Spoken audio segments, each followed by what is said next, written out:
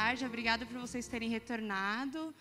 Agora a gente vai para a última parte do nosso evento. Estou muito feliz com a participação de todos vocês. E agora a gente vai fazer um painel muito legal, que é o impacto da tecnologia na vida dos jovens da periferia. Nesse painel, a gente vai apresentar duas ações, que é o Perifacode e o Instituto da Oportunidade Social, ambos com foco na capacitação de jovens carentes de regiões periféricas. Fora a questão da capacitação em tecnologias, os projetos visam também inserir esses jovens no mercado de trabalho. Então, acho que vai ser um debate muito rico para a gente refletir mesmo que a tecnologia ela tem essa capacidade de transformar a vida das pessoas. Então, eu quero chamar aqui no palco o Guilherme Gonçalo, a Juliana Pereira e o William Oliveira, por favor.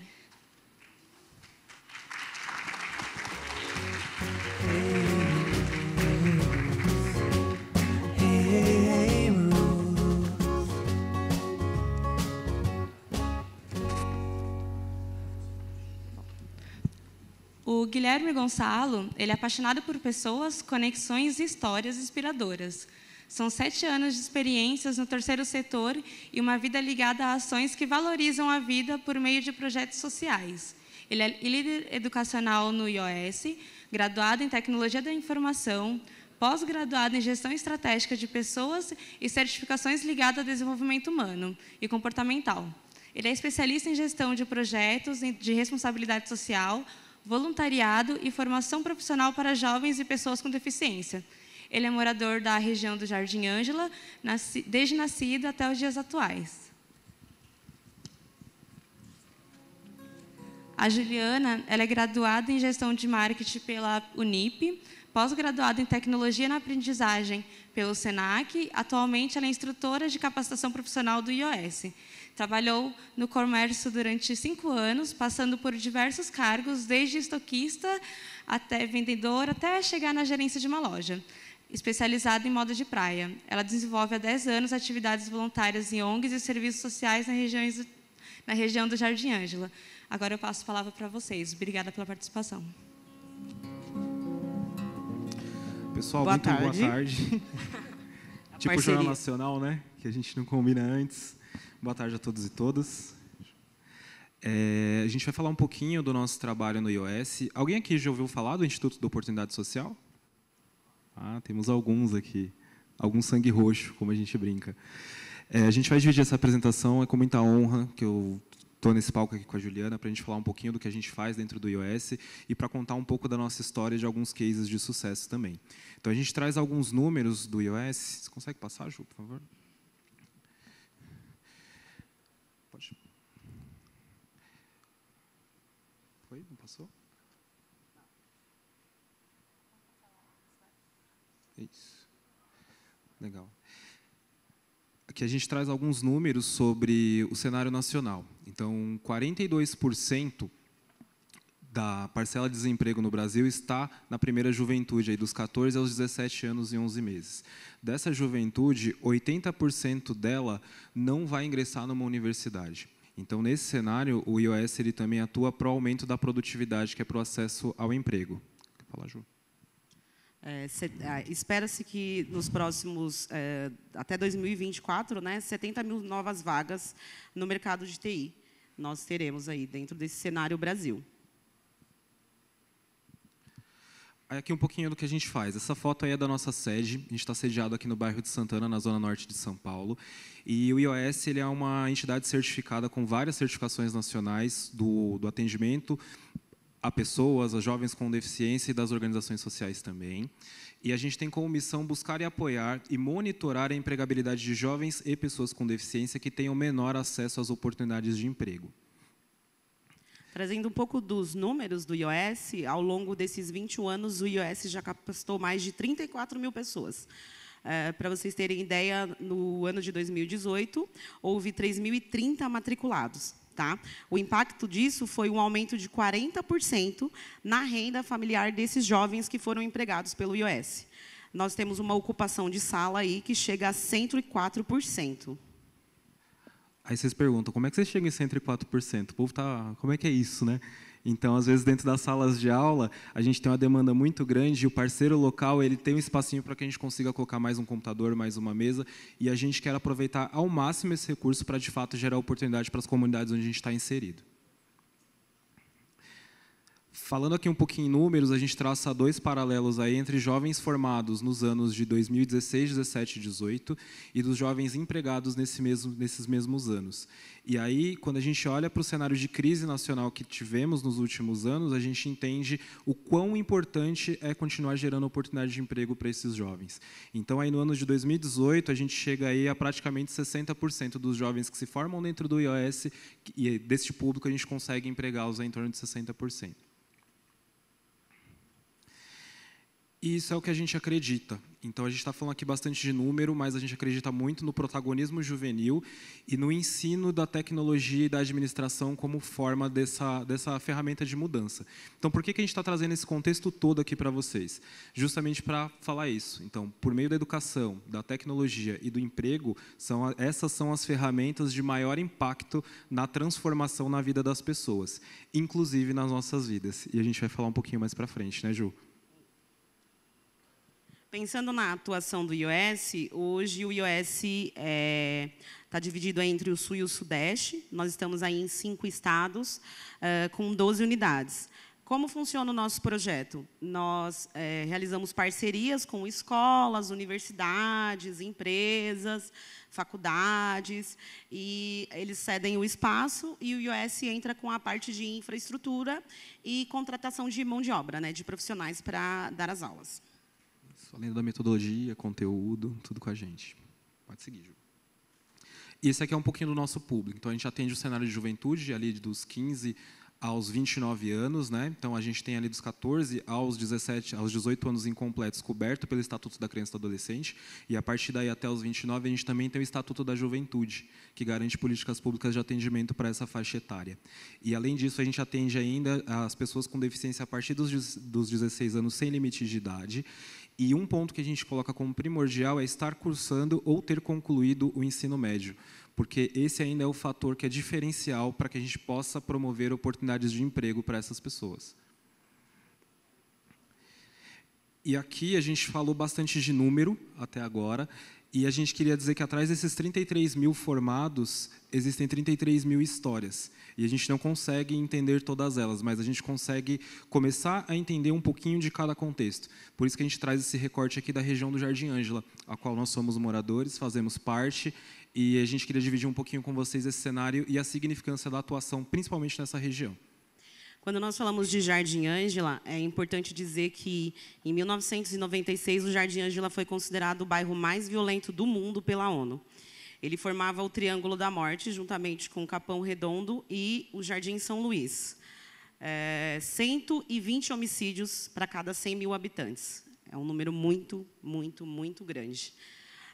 Hoje, no Jardim Ângela, tem quase 318 mil habitantes, são 270 comunidades, são apenas 32 escolas públicas e quase 74% da população vive numa alta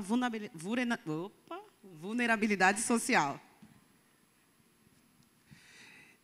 E aí eu pergunto para vocês, faz sentido para vocês um projeto social existir num lugar desse? Quem acha que sim? Quem acha que não, né? Aí a gente volta lá na parte das perguntas, tá? Mas o que é legal aqui? A gente quis trazer para vocês onde que esses caminhos de fato se cruzam. Então, onde as histórias do IOS, Juliana, Guilherme, jovens, se cruzaram para que a gente chegasse até aqui. Na verdade, todas as nossas escolhas são resultados para que a gente esteja aqui agora, inclusive vocês. Né? E a gente queria dividir um pouquinho com vocês isso. Então, vamos contar um pouquinho da história, Ju? Vamos lá. Eu sou a Juliana, né? Como já foi dito. Eu tenho 34 anos, sou nascida e criada na região do Jardim Ângela. Vivi na época do Triângulo da Morte, onde era comum diariamente toque de recolher, né, durante a noite, e a gente acordava com corpos esticados pelas calçadas. Infelizmente, era algo comum.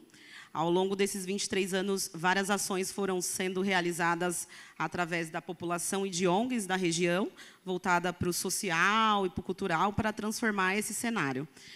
Eu sou filha de uma mãe separada, que teve 2 filhos, e a grande dificuldade e o maior desafio foi que os filhos não fizessem parte das estatísticas, que no Jardim Ângela era ou virar bandido ou ser morto. Tá? Eu fiz parte dos projetos que aconteciam na região do Jardim Ângela.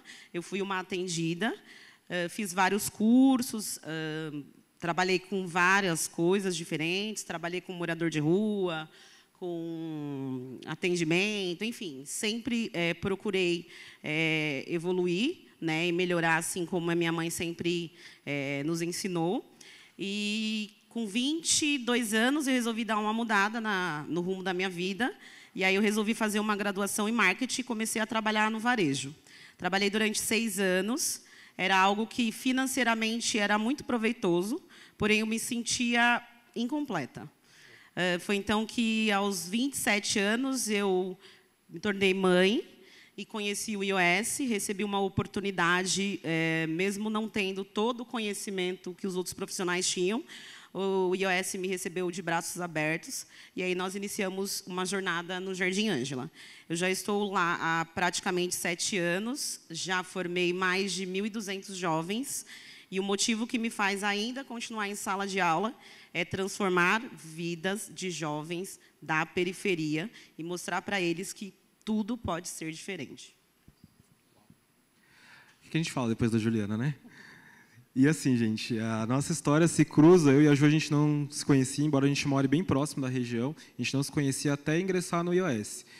E o que eu trago, assim, meus pais foram os primeiros moradores da região, lá do Jardim Ângela. Chegaram lá quando a gente brinca, né? Tem um meme na internet, né, que a gente sempre fala que era tudo mato quando a gente chegou por aqui. Quando eles chegaram lá, de fato, era tudo mato. E o que eles deixaram de valor? Hoje eles são falecidos, mas o que eles sempre trouxeram para a gente é que a educação seria a ferramenta de mudança. E quando eu comecei a ingressar nesse mundo da educação, de entender o que eu queria fazer da minha vida, começou a surgir a tecnologia. E era o que eu sempre fui apaixonado. Então, fiz graduação, pós-graduação, corri atrás de tudo isso, mas qual que é o ponto de virada? Eu também fui um atendido de serviço social. Eu brinco que eu fui voluntário depois na turma de manutenção e montagem de micro. Eu brinco que, logo na sequência, eu consegui uma oportunidade de emprego para dar aulas para jovens de 6 a 65 anos. Então, imagine a dificuldade. E aí, isso já era tecnologia.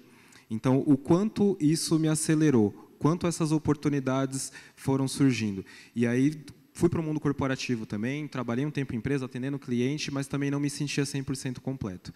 Foi aí que o IOS apareceu também na minha vida, na minha trajetória, e eu iniciei meu trabalho junto com a Juliana, capacitando as pessoas em RP. Então, a gente falava do que é um sistema RP, qual que é a complexidade disso, qual que é a regra de negócio, e a gente está contextualizando isso, que é a rotina de uma empresa, para um cara que está ali inserido numa vulnerabilidade social terrível, que não sabe nem se ele pode ter um emprego.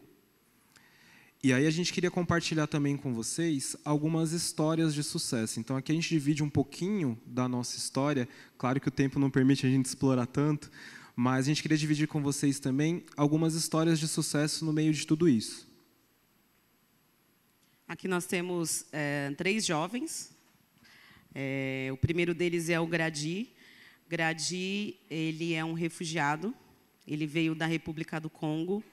A mãe dele colocou ele dentro de um avião e ele desembarcou aqui no Brasil porque ela é até hoje oposição do governo e ela temia pela vida dele. Ele chegou aqui sem conhecer ninguém. Logo que chegou no aeroporto, ele foi assaltado, ficou sem nada, foi acolhido em um abrigo e chegou até o IOS. Nossa maior dificuldade com o Gradi foi que ele só falava francês. Né? Aí, bem difícil. Ele ficou com a gente durante um semestre, passamos por essa dificuldade do português, conseguimos passar todo o conteúdo, ele recebeu o certificado, saiu qualificado, em menos de um mês ele já ingressou no mercado de trabalho. E, por incrível que pareça, além da capacitação, do conhecimento que ele tinha, né, na ferramenta, um dos pré-requisitos que fez com que ele entrasse no mercado de trabalho foi o fato dele falar francês. ponto de virada, né? Tecnologia, idioma, enfim. Aí a figurinha do meio que vocês estão vendo é a Estela. Estela é uma aluna também que a gente tem um carinho enorme por ela, Estela Níquel. Ela é moradora também lá do extremo sul, mora quase em Itapecerica da Serra. Ela vem de uma família muito conservadora, e de valores religiosos muito fundamentados, e ela tem muito orgulho disso. E mesmo com tudo isso, ela é uma figura feminina muito forte e ela representa uma figura feminina na comunidade em que ela atua também. E ela fala com o maior orgulho do mundo que ela cruza a cidade todos os dias para ir trabalhar numa empresa lá na Zona Norte. Hoje, ela é funcionária da TOTUS e ela conta com o maior orgulho. Ela começou lá como aprendiz e hoje ela já está chegando à primeira liderança dela lá de equipe. Aí a nossa última figurinha ali é o Guilherme Gui Oliveira, que a gente também tem um carinho enorme por esse menino. Ele foi aluno nosso em 2014 e ele foi a pessoa mais inconformada que eu já conheci na minha vida. Ele é a pessoa mais inconformada, porque ele não se conforma com a condição que ele está. E ele fala, professor, eu vim aqui pedir uma oportunidade porque eu quero aprender tecnologia. Eu falei, mas o que você quer fazer? Quero ser programador. Mas você programa alguma coisa? Não. E aí, nesses 5 anos que se passaram, nessa trajetória dele, ele começou estudando RP, ele seguiu para estudar DVPL, se aprofundou em algumas outras linguagens de programação. Aí ele falou que ele queria aprender como que era no cliente, porque no cliente que é um ambiente de risco. Trabalhou em consultoria, seguiu para outra empresa também de tecnologia grande, passou pela TOTUS, foi para Portugal e faz, acho que uns 2 meses, né, Ju? Ele voltou para o Brasil, porque ele falou que a oportunidade de verdade da vida dele está aqui.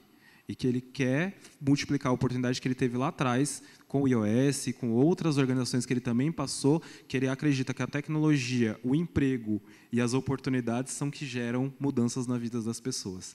Então, a gente, enquanto educador, enquanto iOS, a gente fica muito feliz de plantar essas sementinhas aí. A gente está trazendo 3 histórias muito breves para vocês, no meio de mais de 1.200 que a gente capacitou ali, e desses outros 33 mil que a gente vem capacitando ao longo desses 21 anos.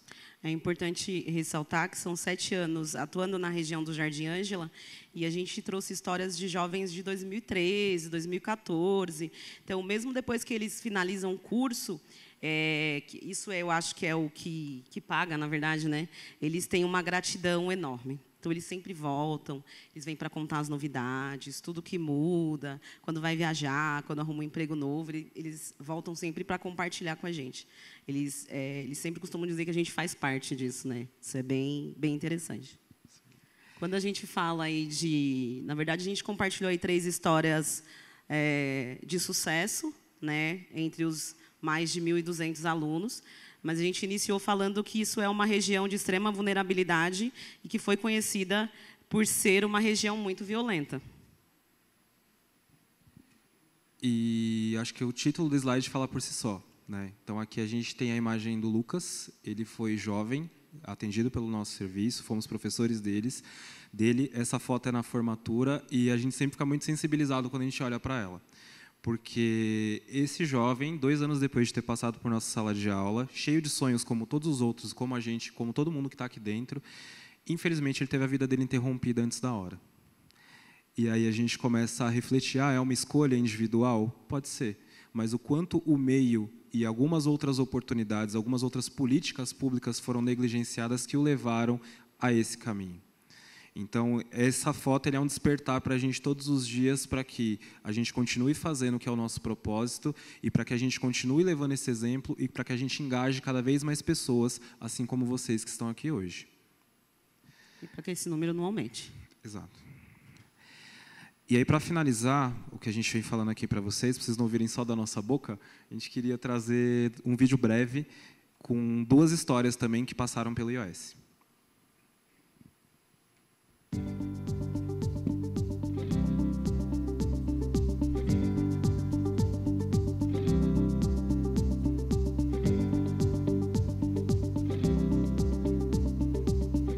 Eu tinha 9 anos quando eu vim para a obra social.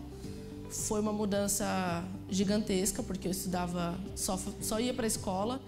Tinha 14 anos e eu precisava trabalhar, precisava ajudar minha família, mas eu sabia que sem uma qualificação, sem nada, eu não ia conseguir absolutamente nada. Enquanto eu estava na obra social, eles sempre falavam, iOS é o caminho para você se dar bem na sua vida profissional. E aí eu sempre tive aquilo na minha cabeça. Eu falei, se é para me desenvolver, então é algo bom. me inscrevi no IOS. Acho que naquele momento ali bateu, falou, seu caminho é esse aqui.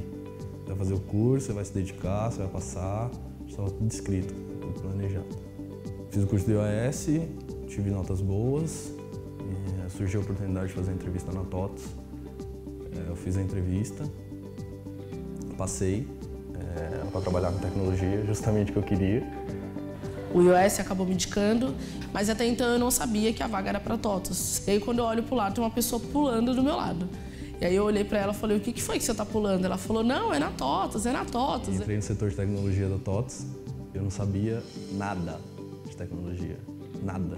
Não sabia instalar um software no computador.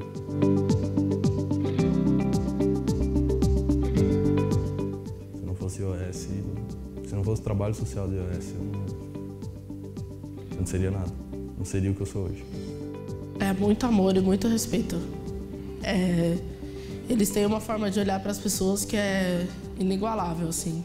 É sem explicação. É algo que vem de dentro, você vê a dedicação dos instrutores, você vê a organização. No último dia do curso de IOS, que foi a reunião geral, minha mãe ela foi lá no IOS e quando ela viu minhas notas, ela começou a chorar. Foi bem legal. A minha família é grande, deve ter umas 200 pessoas. Eu devo ser no máximo a quarta ou quinta que faz faculdade.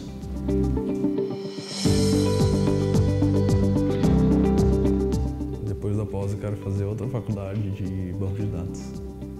Entrar para a área de cloud computing, que é o que está vindo bem forte agora, que vai começar a pegar muito e é uma área que eu quero entrar. O ano que vem eu quero dar uma pausa no máximo de 6 meses, mas aí eu quero ficar no inglês e depois eu quero me especializar em TI para conseguir fazer a junção da administração com TI junto. Às vezes as pessoas querem, mas a força de vontade dela não é grande o suficiente para ela realizar. Eu quero fazer uma faculdade, mas eu não vou fazer nada, não é assim. Se você não for atrás, se você não for bater na porta, se você não sair 4 horas da manhã de casa, chegar às 11, você não vai chegar a lugar nenhum. Se não for a sua vontade, se não for o seu querer, você não vai chegar a lugar nenhum. Existe dificuldade, existe sim, sempre vai existir, mas você consegue conciliar isso. Eu acho que essa é a maior lição que eles deixam pra gente. Minha família faz muita festa, então me orgulha muito às vezes eu poder ajudar a fazer uma festa e aí eu pensar que teve todo um projeto social por trás, que me mostrou que eu tinha que ter regra, poder estar com a minha família, para poder hoje sustentar a minha casa. Então, é um dos momentos em que eu olho, penso e falo e agradeço muito por tudo que eu pude ter e tenho até hoje.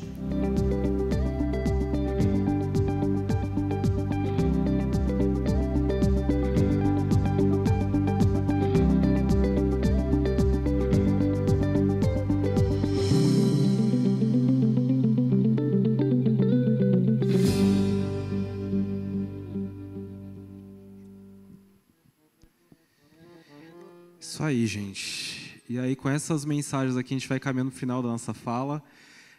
Aí estão os nossos contatos, meio da Juliana. E aí vocês estão se perguntando, e como que eu faço, né, para engajar essa causa aí, para apoiar? Então, a gente sempre abre vagas semanalmente, mensalmente, semestralmente no IOS. A gente tem muitos cursos rolando. Sigam as nossas redes sociais. E, além disso, se vocês têm oportunidades de emprego nas empresas de vocês, encaminhem o IOS, passem o contato dos RHs de vocês, que a gente fica muito contente com isso também, para gerar cada vez mais oportunidades. Fala, Ju. Então é isso. Muito obrigado, gente.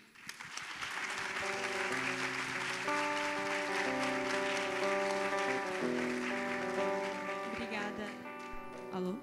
Obrigada, Guilherme e Juliana. É muito importante a fala de vocês. É muito rico, é muito importante saber que existem projetos para inclusão. A partir do momento que eu sou de uma região periférica de São Paulo também, moro no Pedreira, perto da divisa com Diadema, aqui na Zona Sul de São Paulo. E quando você menciona que você é da periferia, você automaticamente já é marginalizado na vista dos outros. Eles não te dão uma oportunidade. A primeira visão que eles têm de você é que você é uma pessoa marginalizada. Então, é muito legal vocês fazerem isso para que as pessoas tenham uma outra visão da galera da periferia, que mostra que a gente pode também. Obrigada. Agora eu vou passar a fala para o William. O William ele é desenvolvedor de software, autor do livro O Universo da Programação, youtuber, podcaster nos canais com o mesmo nome do livro, fundador da comunidade Perifacode e coordenador do Tecnogueto. Iniciativas focadas em inclusão social na área de tecnologia e desenvolvimento de software, buscando mudar a vida de pessoas através do acesso à informação. William, é com você. Obrigada. Obrigado. Boa tarde, galera. Posso ficar em pé? Vou ficar em pé porque eu estou com frio. Aí andando a gente esquenta, né? Muito legal ver a apresentação de vocês, porque meio que motiva, né? Chegar e falar quase a mesma coisa, né? Mas é muito legal mesmo. Hoje eu vim falar sobre o impacto da tecnologia na vida de jovens da periferia, né? O mesmo título do nosso painel. E eu quis trazer uma palestra aqui para vocês, para falar um pouco sobre como que a tecnologia impactou a minha vida, né? E como que a gente, do Perifacode, do Tecnogueto, eu vou falar um outro nome também, que depois vocês vão conhecer, como que a gente quer impactar também a vida das outras pessoas da periferia com tecnologia, né? A gente sabe o poder que a tecnologia tem e a gente quer impactar. Então, esse sou eu, sou o William Oliveira, trabalho na Log como desenvolvedor de software. As minhas redes sociais, a que eu mais sou ativo é o Twitter, então é só seguir lá, _Oliveiras. Se quiser acompanhar as coisas que eu faço, quiser ver umas brigas que eu arrumo, é só olhar lá, tá, gente? Eu sou autor do livro Universo da Programação, que é um livro focado em inserir pessoas na área de desenvolvimento de software, mas, como eu já falei várias vezes, você não precisa adquirir isso de maneiras lícitas. Se quiser cortar depois, também pode cortar, não tem problema não, tá? Mas se quiser recorrer à pirataria para conseguir, pode recorrer, né? A gente está aí. A gente está aqui graças à pirataria, né? Então, pessoal da Casa do Código, desculpa aí. Acontece, gente. O meu canal e o meu podcast têm o mesmo nome do livro porque eu não tenho criatividade para dar nome para as coisas. Imagina eu programando, né? Então, o bagulho é cabuloso. É só procurar por Universo da Programação em qualquer agregador de podcast ou no YouTube lá. Eu sou coordenador do Tecnogueto. Tecnogueto hoje a gente é uma empresa focada em educação para tecnologia e a gente quer ensinar tudo que tiver relação com tecnologia para pessoas da periferia, porque a gente estava seguindo por um rumo de ensinar programação, mas não é só de programação que vive a sociedade, né, gente? Na periferia tem muito talento, né?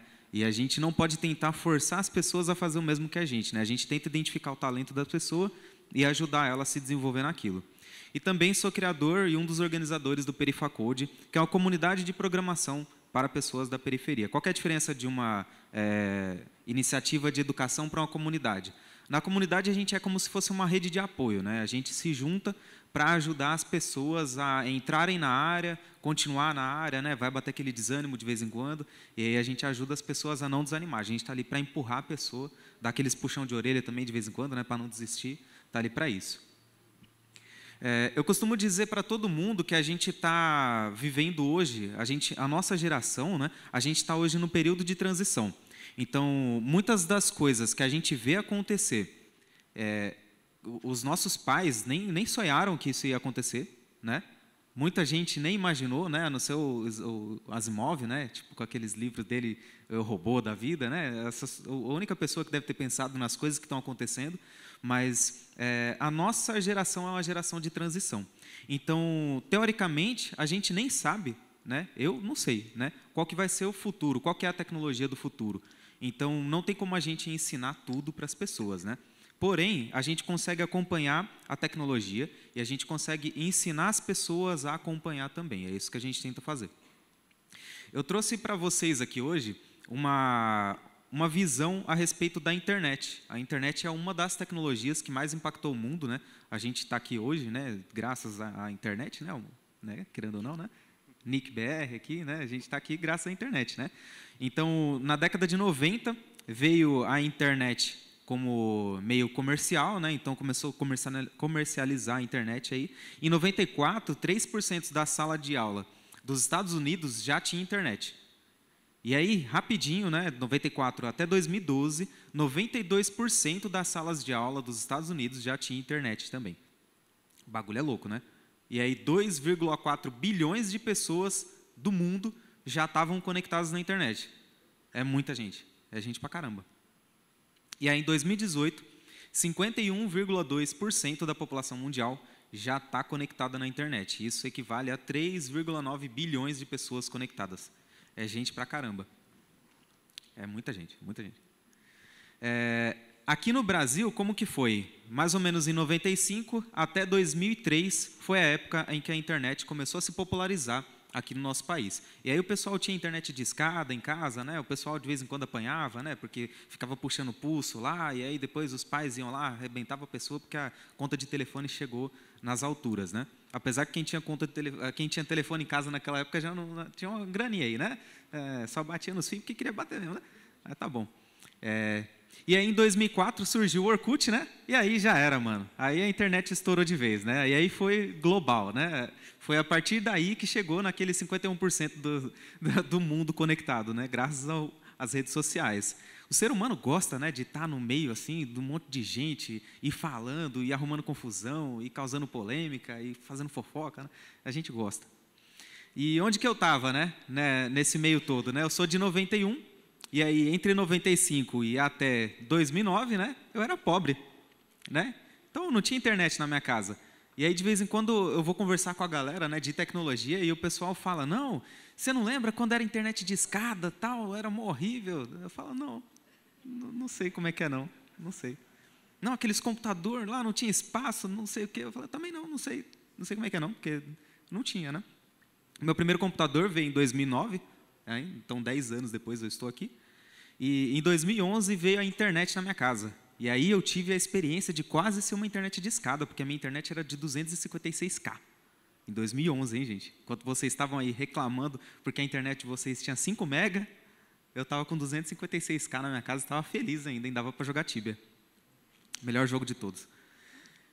Então, o que acontece na periferia é isso, é uma inclusão digital tardia, né? A gente tem acesso à tecnologia muito tarde. Só que, como eu falei, a gente é uma geração de transição. Então, a minha geração, que teve essa inclusão digital tardia, né, hoje eu estou com 28 anos, a minha geração, ela está provendo tecnologia mais cedo para os filhos hoje, né?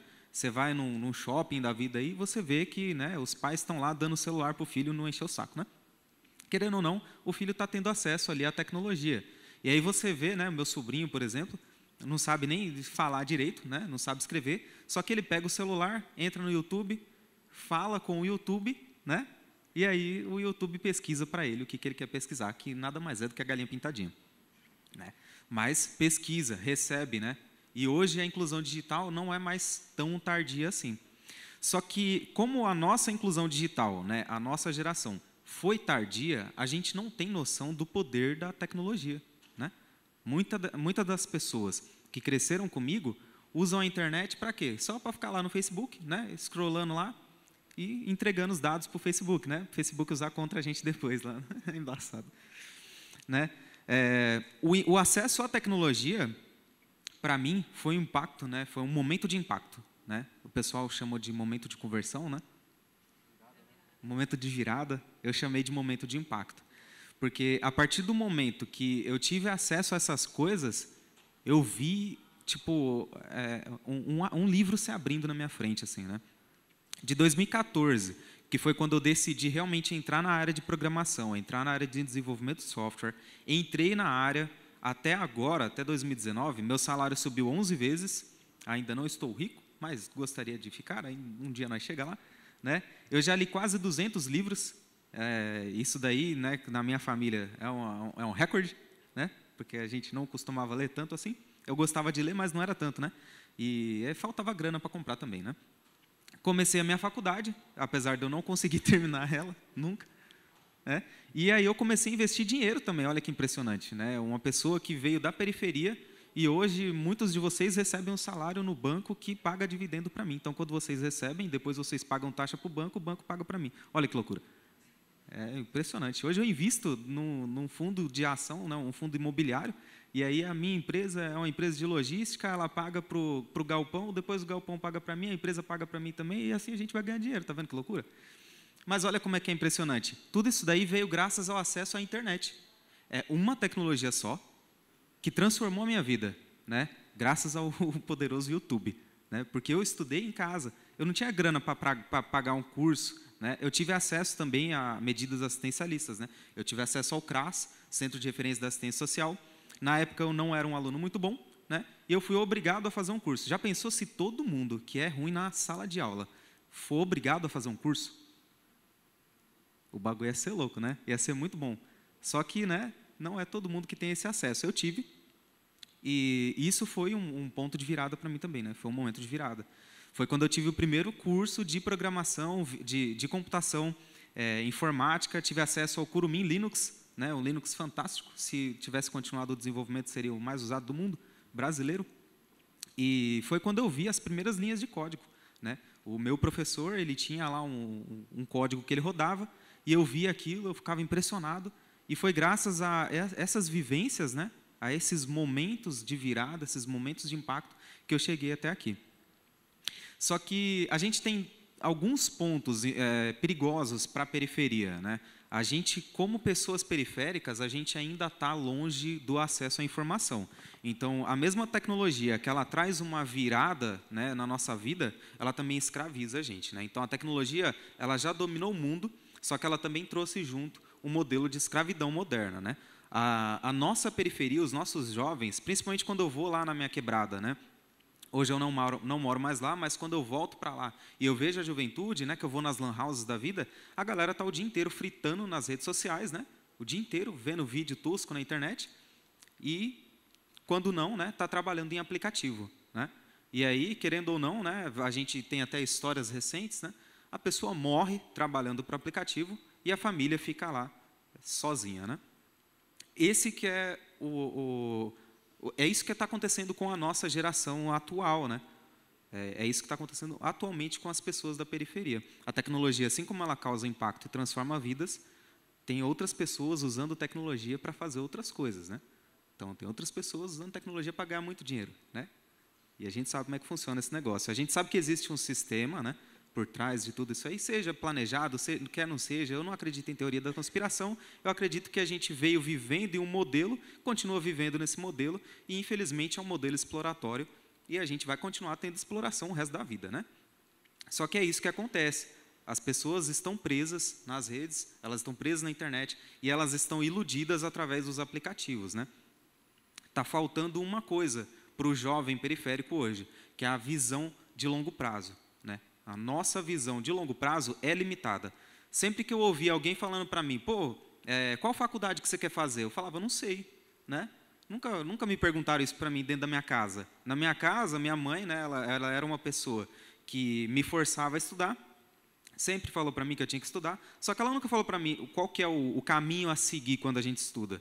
Então, você vai estudar ali na escola, você vai tirar as notas boas, depois você vai fazer faculdade de alguma coisa. Não, nunca tive isso, né? É muito diferente de uma família mais privilegiada, digamos assim, que os pais, às vezes, são doutor, professor, alguma coisa do tipo, e ensina o filho, né? Fala para o filho, não, você vai fazer isso aqui, é esse caminho que você vai seguir, e aí chega lá no futuro, você vai ter não sei o quê.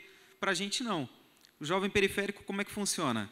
Estuda, assim que você sair da escola, você trabalha, traz dinheiro para casa, se casa, né? Aí, como a gente é jovem, normalmente você compra uma motoca e sai empinando na vila. É isso que acontece, né? Ou compra um carro, enche de som, rebaixa o carro, né? É isso que a gente gosta de fazer. E aí, né, a gente acaba não tendo essa visão de longo prazo, né? Porra, mano, rebaixar meu carro, depois regaça tudo nas ruas, cheio de buraco lá na vila, não adianta nada. Mas é isso que a gente... essa é a nossa vivência, né? Como o pessoal falou, é o meio que a gente vive. Né? A Letra dos Racionais, né, no Mágico de Oz, ela fala, né, o menino pequeno que vive lá num meio diferenciado, ele não tem o que fazer. A gente se espelha em quem está perto. Vocês, né, se espelharam em quem estava perto. Eu tive acesso a pessoas que eu me espelhei e hoje eu estou aqui, né? Foi graças a isso. E é aí que a gente entra, né? A gente quer ser as pessoas, a gente Perifacode, a gente Tecnogueto, e a gente Quebra-Dev, né? Quebra-Dev é um podcast que foca em mostrar para as pessoas de tecnologia como que é a vivência do morador periférico. Então, se vocês não conheciam, escutem, tá? Mas essas 3 frentes, elas focam em ser o espelho para a comunidade hoje. Então, a gente quer ser esse ponto da virada aí, né? Esse momento de virada. que eu chamei de momento de impacto, né? Então, a gente quer que tenha ali, ó, uma linha, né, do tempo, né, como se fosse um antes de Cristo e depois de Cristo. Então, vem antes dos movimentos perifatécnicos e depois dos movimentos perifatécnicos, né? Antes de conhecer a gente, a pessoa não sabe de nada, né, é inocente. E aí ela conhece a gente, tem um momento de impacto, e aí ela tem uma vida nova. Porque a gente não vai só ensinar tecnologia para a pessoa, né? A gente não vai só ensinar programação para a pessoa. A gente vai ser o espelho para a pessoa. Ela vai olhar para a gente e vai falar, pô, se o William investe dinheiro, se ele pensa no futuro, talvez eu tenha que pensar também, né? E aí a pessoa vai me perguntar, assim como já aconteceu. A maioria das pessoas que eu ensinei, eu fico sempre falando, né? Ah, o que vocês pensam para o futuro de vocês, tal? Ah, você está pegando empréstimo aí para comprar uma casa, seu pai comprou um empréstimo, pegou um empréstimo para comprar uma casa, né? Pois é, ele está me pagando, é isso aí. Eu fico zoando, né? Não é para me sobrepor a ninguém, né? Não é para isso, mas é para mostrar que por trás de tudo que a gente faz existe um sistema, né? E a gente pode tanto ser escravo dele, né, como participar dele também, escravizar outras pessoas? Não, desculpa, é brincadeira. Essa parte é brincadeira. Se a gente pudesse brigar contra ele, eu brigava, mas a gente é muito fraco contra isso, né? Mas a gente tem que mostrar para os jovens que o mundo é muito maior do que o que a gente enxerga, porque na periferia a gente tem uma visão muito, muito limitada. Então, a gente vai ser isso para eles, né? Eu costumo dizer que a gente tem muitos desafios, desafio pra caramba, né? Tem as questões de vivência dos jovens, tem a questão do nível de conhecimento, né, das pessoas. Então, tem pessoas que vêm com um nível técnico já um pouco mais avançado e é fácil da gente ensinar programação, é fácil da gente ensinar tecnologia. Tem gente que vem sem saber de nada, né? A pessoa só chega e fala assim, eu quero entrar na área, né? Eu quero virar programador. E aí, o que você já sabe? Não sei nada. Da hora, vamos lá, né? Vamos fazer esse negócio acontecer. Então, a gente tem muito desafio, mas a gente tem mais vontade de levar todo mundo para uma vitória igual a nossa do que qualquer coisa. O nosso maior desejo no Perifacode, no Tecnogueto, no Quebradev, é levar as pessoas até onde a gente chegou, se não até mais, né? Fazer essas pessoas irem mais para frente ainda. O que eu tinha para dizer é isso, né? Era mais comentar assim, como que foi a minha vivência, explicar isso um pouquinho, o que a gente quer fazer, né, como que a gente quer ser espelho para as pessoas da periferia, e estar aqui hoje, né, no palco, falando, né, como pessoa periférica, ex-morador periférico, né, eu não posso mais falar que eu sou periférico, mas hoje mora lá no Jabaquara, lá, mó boizão, né, hoje mora nos prédios lá, então vou aparecer no YouTube, olha só que legal, no canal do pessoal. Então, é isso, é estar aqui na frente hoje e falar que eu vim do mesmo lugar que essas pessoas estão ou vieram, e a gente pode chegar muito mais longe do que a gente pensa, né? É isso aí. Obrigado.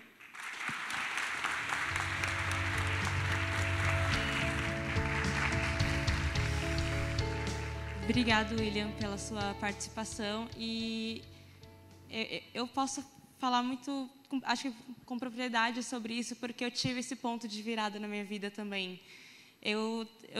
Como eu já comentei aqui, eu sou periférica, a minha família, a gente sempre teve essa visão limitada, que a vida seria isso, terminar a escola, trabalhar, casar, ter filhos e acabou. A sua perspectiva não vai muito além disso. Até que eu tive a oportunidade de ser jovem aprendiz no NIC, depois de quando acabou o meu contrato, eu fui efetivada na equipe do CEUEB, na qual eu estou até hoje. Nesse meio tempo, eu fui bolsista pelo ProUni, e só fui procurar ser bolsista pelo ProUni porque minha mãe, 4 anos antes, também foi bolsista pelo ProUni. Ela foi a primeira pessoa da família a ter uma graduação, eu sou a segunda hoje. Então, eu sei o quanto é importante esses projetos e políticas públicas. Então, eu entendo total esse momento de virada. Nós temos ainda tempo para perguntas, então eu queria saber se alguém do auditório tem alguma pergunta para fazer. Se tiver, só vem aqui no microfone, por favor. Por favor, fala o seu nome e faz a pergunta. Boa tarde, meu nome é Marcos, sou funcionário do Banco do Brasil. Na verdade, não é uma pergunta, é só para falar justamente do programa Menor Aprendiz.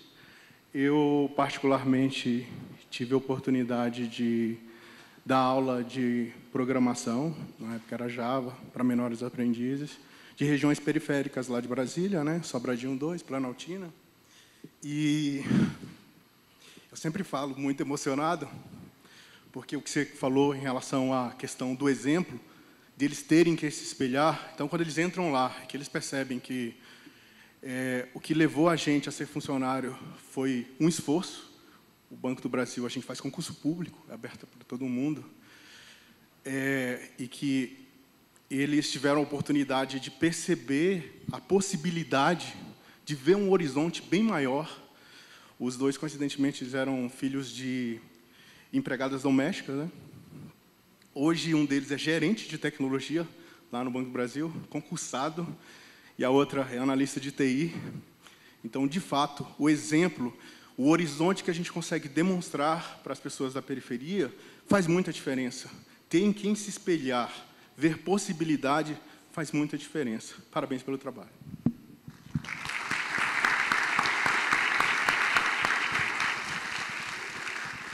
Alguém tem mais alguma pergunta? Não? Tem. Fala seu nome, por favor, e faz a pergunta. Me chamo Thiago Braga, parabéns pelas apresentações. Na verdade, eu queria saber um pouco de vocês, dos dois programas, como que é essa disputa de mercado pelos jovens, porque vocês falaram um pouco desse contexto e das diversas realidades, e, de um lado, você tem um caminho que me parece muito difícil, que é o caminho que vocês propuseram, porque é um caminho de estudo, de esforço, de dedicação, numa vida que já é muito atribulada, com muitas outras responsabilidades. E, do outro lado, tem um caminho que parece, à primeira vista, um pouco mais fácil, porque é o caminho de, por exemplo, vou só trabalhar, já ganhei meu dinheiro, vou comprar meu carro, vou rebaixar, vou aprender a empinar moto. Né? Então, como que é essa disputa de mercado e como que é esse convencimento do jovem para que ele opte por esse caminho da informação, por esse caminho do conhecimento, por meio da tecnologia? Obrigado. É bem difícil, né? Porque é o que eu costumo falar para todo mundo, né? Uma vez uma pessoa me marcou no Twitter lá, né? O pessoal gosta de puxar umas brigas no Twitter, é foda. E aí uma pessoa me marcou no Twitter justamente em uma das publicações que eu fiz falando sobre o Perifacode, né? E aí ele falou, pô, com tantas coisas, né? Com tantas oportunidades que as pessoas têm hoje em dia, por que as pessoas ainda entram no tráfico, né? Por que as pessoas ainda vão roubar? Por que o jovem ainda se envolve com esse tipo de coisa? E eu respondi para essa pessoa, né? Eu estou aqui na internet hoje, comentando com você, uma pessoa que também está na internet, e o tráfico está do lado, né? Está aqui do lado, aqui, ó. Está todo dia, na saída da escola, né? Está todo dia no campinho, né? Está todo dia no bar, lá na frente do bar, lá enchendo a cara, bagunçando. E a gente, como jovem, a gente está passando ali na frente, vendo aquilo, a gente fala, pô, eu queria ter grana para gastar desse jeito também, né? Às vezes, para muita gente, parece besteira, né? Mas a gente que está lá dentro, a gente pensa isso. Porra, eu queria ter dinheiro para gastar desse jeito também, para poder chegar aqui e encher a cara. É isso, eu só queria poder fazer isso. Hoje eu não bebo não, tá, gente? Eu bebo menos hoje em dia, tá? Mas é isso que a gente vê. Não é a questão do que está fazendo, mas o poder fazer. E, então, é muito difícil, né? Enquanto a gente tem 4 horas num final de semana com o jovem, tem todo o restante da semana que a gente não está lá, e a gente não consegue, né, estar lá o tempo todo. Então, é uma disputa que a gente pode perder. A gente assume que a gente sabe que a gente pode perder, mas a gente vai ficar lá no pé da pessoa o tempo todo. Hoje, a gente, com o acesso, né, com a internet, hoje em dia, muito mais gente tem acesso à internet. Hoje em dia, se eu não me engano, 95% das favelas já estão conectadas, tá?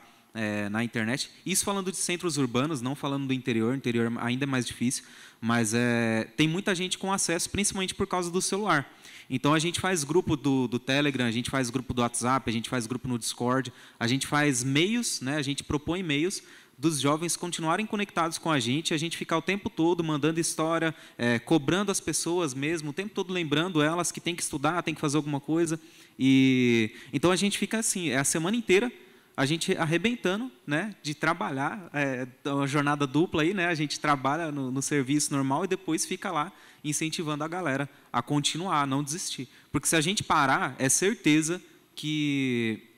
não posso dizer certeza, né, mas é uma grande chance de que essa pessoa vai desistir. Por isso que a gente tem o Perifacode, né, como uma comunidade, né, para estar o tempo todo ali junto com aquela pessoa. Marca evento, e marca encontro aleatório, e faz live no YouTube, e faz alguma coisa do tipo, sempre para trazer a pessoa para perto, para nunca deixar aquela pessoa se distrair, né, a mente vazia, né, a oficina dos inimigos aí, né, a oficina do 17.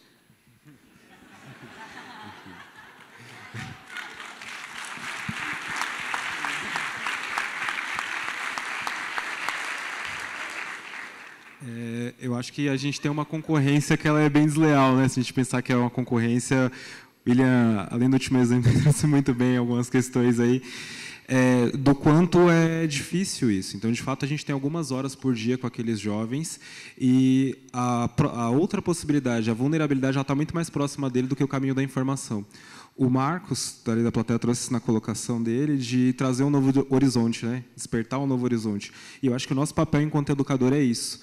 Tem duas frases que eu gosto muito e que eu acho que se aplicam muito nesse momento, nessas iniciativas que a gente tem, que é: a nossa cabeça ela enxerga onde os nossos pés pisam, então a gente tem que levar essas pessoas cada vez mais longe para que elas possam enxergar onde elas podem chegar. E tem um paralelo que eu gosto muito de traçar em sala de aula, e a gente fazia bastante isso, Ju, que é: se você quer chegar rápido, vai sozinho. Se você quer chegar longe, vai junto com a gente. Segue junto. Então, a gente busca estimular isso por meio de uma rede, por meio de estar junto, por meio de grupo de WhatsApp, por meio das iniciativas, por meio de palestra que a gente faz dentro do Instituto, para esse jovem sentir também essa rede junto com ele, para que ele possa ir mais longe e gere esse movimento de gratidão em que ele enxergue que ele é protagonista da história dele e que ele pode contribuir com isso. Só completando o que o Guilherme falou, a gente tem a nosso favor também os jovens que já passaram, né, pela instituição. Então, na verdade, quando o amigo, o colega, vê que o outro amigo foi e que ficou lá um semestre e que foi empregado e que está trabalhando e que está conquistando alguma coisa, esse jovem também acaba sendo espelho, né, para o amigo. Então, a gente costuma dizer isso principalmente lá no Jardim Ângela, mas acontece também nas outras unidades. Quando a gente tem as inscrições, a gente chega a ter 60% dos inscritos são indicados por ex-alunos. Então, isso também auxilia. Obrigada pela participação de vocês. Vou ter que encerrar, porque a gente já está estourando o tempo. Vou chamar agora a Carol para moderar a próxima sessão. Obrigada novamente pela participação de vocês.